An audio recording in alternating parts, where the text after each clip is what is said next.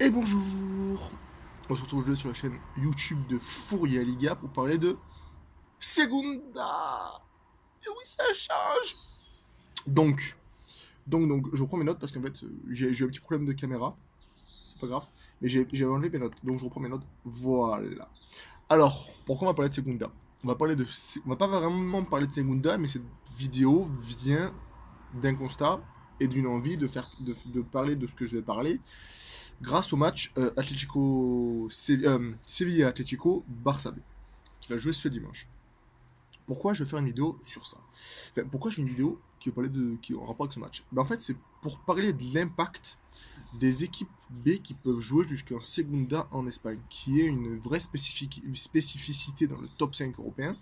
Parce que il me semble qu'en Allemagne, en Angleterre, en Espagne, les équipes de jeunes jouent dans un championnat à part. En France, les équipes réserves peuvent jouer jusqu'en CFA. Ah, en fait, non. Les équipes de jeunes peuvent jouer en Allemagne, peuvent jouer dans ce championnat, je viens de me rappeler. Mais je crois qu'ils sont limités à la 3 ou 4 division. Et pas sûr qu'il y ait des clubs pro. Alors qu'en Espagne, les équipes B, en Segunda B et en Segunda peuvent jouer face à des clubs professionnels. Et c'est vraiment une vraie spécificité. Moi, je trouve ça important de parler de l'impact. Parce qu'on peut penser que ce soit que bénéfique ou spécifique, mais pour moi, il y a des petites dissensions et ça peut être intéressant d'en parler. Donc, on va faire un petit point historique. Depuis 2003, le leader incontesté des équipes de réserve qui ont joué en Segunda, c'est le Barça. Rien d'étonnant, vous me direz. Club qui se base les trois quarts de sa politique, de sa philosophie sur la formation et style de jeu inculqué depuis les équipes de jeunes, machin chose. Donc le Barça a quand même classé, il me semble, 6 fois son équipe B en Segunda. Ils ont joué 5 fois consécutives, enfin 5 saisons consécutives en Liga, ils viennent d'en remonter cette année. Et ils ont été 2 fois en position de paragiste et donc en position de pouvoir accéder à la Liga. Ce qui est vraiment impressionnant. Derrière, on a le Sevilla Atlético avec 4 saisons. 4 apparitions dans 2 saisons consécutives. On a le Castilla qui a aussi 4 saisons, dont 2 fois 2 saisons. On a Villarreal qui a 3 saisons. On a Malaga qui a 3 saisons. On a Bilbao qui a une saison. Donc vous voyez quand même que même les petits clubs ou les clubs avec un peu moins de budget arrivent à classer leur Cantella ou leur réserve en Segunda et s'y maintenir. Donc ça montre quand même que même les petits clubs ont une vraie politique de formation et c'est un vrai objectif de pouvoir faire progresser les jeunes. Donc, on va parler de l'impact que ces spécificités espagnoles peuvent avoir sur les clubs et les joueurs. On va commencer par les clubs. Quel impact ça peut avoir d'avoir des jeunes qui peuvent jouer en Segunda, donc en deuxième division, et affronter des clubs pro et jouer 44 matchs dans une saison? Ben, c'est très simple. Ça permet aux jeunes, aux joueurs, de ne pas, enfin ça permet au club de ne pas avoir une grande différence de niveau entre l'équipe réserve et l'équipe. On va prendre les exemples européens. En Angleterre, les équipes U23 jouent contre l'équipe U23. Donc c'est que les jeunes qui jouent contre les jeunes, le niveau n'est pas différent. Et on voit bien que les grands clubs cherchent à avoir des clubs satellites.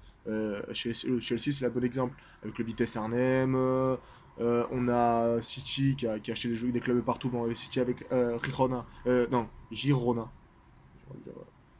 Avec Girona et le NAC Breda, ils peuvent pas faire la passerelle directement parce que leur équipe de jeunes, le niveau du championnat des jeunes est trop différent par rapport à la première ligue. Donc ils sont obligés que ces jeunes s'aguerrissent dans une Liga ou dans une division 1 ou une division 2 pour permettre d'arriver à faire une passerelle qui sera plus courte entre ce niveau de leurs joueurs et le niveau qui est à Chelsea ou à City ou à Arsenal, tout ça. En Italie, c'est pareil. Vous regardez la Juventus, le Milan ou tout ça, ils ont 100 joueurs sous contrat, ils ont 80 joueurs prêtés parce qu'ils sont obligés, leurs jeunes, ils sont obligés de les prêter dans la division 1 ou 2 pour leur permettre, toujours pareil, d'avoir une différence de niveau et de pallier la différence de niveau parce que c'est quasiment impossible, et surtout maintenant que le niveau se creuse de plus en plus, qu'un jeune fasse directement la passerelle entre équipe réserve et équipe 1 sans prêt. C'est quasiment impossible. Vraiment, en plus, c'est vraiment quelque chose qui devient minoritaire parce que le haut niveau devient vraiment très très haut. Il y a une vraie différence de niveau entre les équipes. En France, on est sur le même cas de figure. Il y a peu de clubs, il y a peu de joueurs qui arrivent à faire la passerelle entre CFA et Ligue 1. Il y a trop de différence de niveau. C'est vraiment trop compliqué. Et donc, il y a beaucoup de joueurs, clubs qui font des prêts, qui envoient leurs joueurs s'aguerrir ailleurs, ou les joueurs, les jeunes, ils sont promus à 17-18 ans et on les verra vraiment régulièrement qu'à 21-22 ans. C'est un choix, c'est une politique qui se respecte, mais ça montre quand même que le joueur peut perdre 4 ans à faire que des entraînements et c'est quand même très dommage. Donc en Espagne, on voit bien, la logique veut que les jeunes jouent, peuvent jouer jusqu'à très tard en réserve. Il y a des joueurs qui font la passerelle réserve équipe 1 qui a 21, 22 ans. C'est tard. Oui et non, parce qu'en fait, c'est pas tard, parce que le joueur aura accumulé de l'expérience, des matchs, aura joué des matchs couperés, des matchs contre des équipes pro, avec des réserves qui sont, avec des matchs, des styles qui sont peut-être très différents. Et un joueur de 18 ou 19 ans qui aura peut-être 60 ou 70 matchs au compteur, c'est quand même très impressionnant, surtout face à des pros.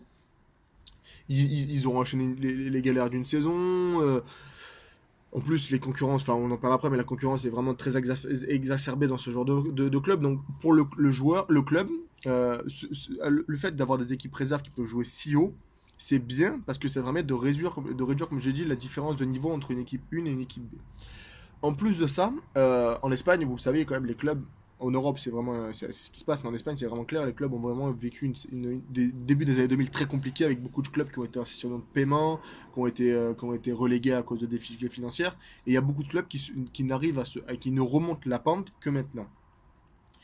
Et vu qu'ils sont financièrement assez pas super bien lotis, donc ils se sont reposés sur leur réserve pour performer et avoir des joueurs de bon niveau pour pas cher, et en plus pour vendre ces joueurs et donc remplir les caisses. On voit bien en Espagne, l'objectif fait que la logique fait que la formation marche bien, et à mon avis, pour moi, le fait que les Segunda peuvent jouer les réserves peuvent jouer jusqu'en Segunda n'y est pas pour rien. Après, c'est pas que des plus, c'est pas que des avantages pour les clubs, parce que il y a certains clubs, le Barça, on est là, l'exemple type. Je vous mettrai en lien un petit article de Max sur ce qui se passe au Barça. Et c'est vrai que le Barça a le cul entre deux chaises en fait. Le Barça, ils veulent des joueurs performants, ils veulent que les joueurs puissent être revendus pour toucher des indemnités de formation. Ils veulent des joueurs qui sont au niveau plus rapidement. Sauf que il y a certains jeunes qui éclosent plus tard. C'est logique, il n'y a rien d'étonnant là-dessus.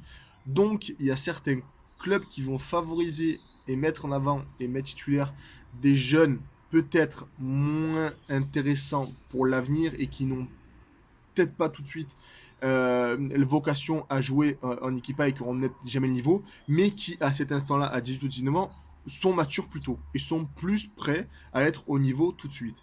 Et donc, pour avoir avoir une revente plus intéressante, toucher les ennemis de formation et tout ça. Et donc, on a le Barça qui est peut-être en train d'un peu de se renier parce qu'ils doivent choisir entre le résultat et la formation. C'est toujours une histoire de dosage. Mais quand le dosage est moins bon, on arrive à des trucs où des clubs vont peut-être favoriser certains jeunes parce que à court terme ils peuvent leur apporter de l'argent alors et en mettant de côté des jeunes qui pourront à long terme apporter directement à l'équipe 1. C'est ce qui se passe un peu, c'est ce qui peut être dommageable pour les clubs. Euh, Après ça, on va parler quand même des joueurs, parce que c'est vraiment ce qui font le clé la clé du truc, et la formation, c'est quand même pour eux que ça se fait. Quel est le plus pour les joueurs?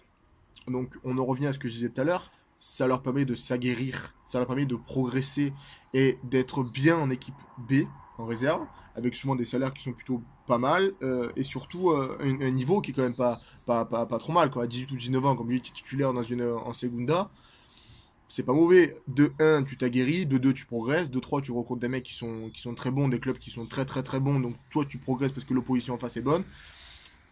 Ça te permet de te faire remarquer par tes dirigeants. Et en pire des cas, ça te permet de pouvoir postuler plus facilement à un transfert ou se vendre plus facilement dans un club.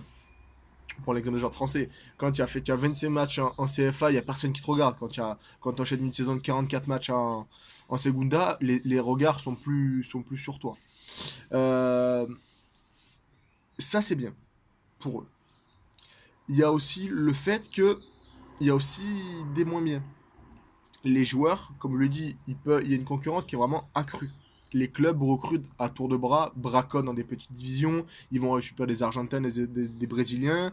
C'est vraiment compliqué ça peut être très compliqué de se faire une place dans un groupe de 25-26 joueurs avec des joueurs qui vont faire la navette, qui vont avoir le cul entre deux chaises. Ça peut être vraiment compliqué pour un joueur de se faire une place dans une réserve comme ça, parce qu'il va y avoir vraiment une grosse émulsion.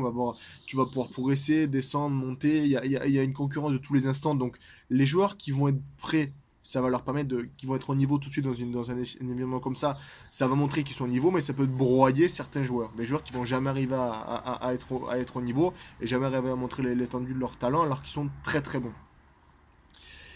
Et c'est toujours ces petits trucs qui peuvent mettre à mal des joueurs. Donc, j'ai fait cette vidéo, je sais pas si elle est intéressante, j'aimerais vos retours dans les commentaires, mais c'est vraiment pour montrer cette petite spécificité espagnole que moi je trouve très intéressante. Vraiment, c'est un truc que j'aimerais vraiment généraliser dans tous les championnats, parce que oui, ça mange les gros clubs braconnent les petits clubs, et ça, c'est même sans ça le fait, mais ça permet vraiment de sécuriser des jeunes.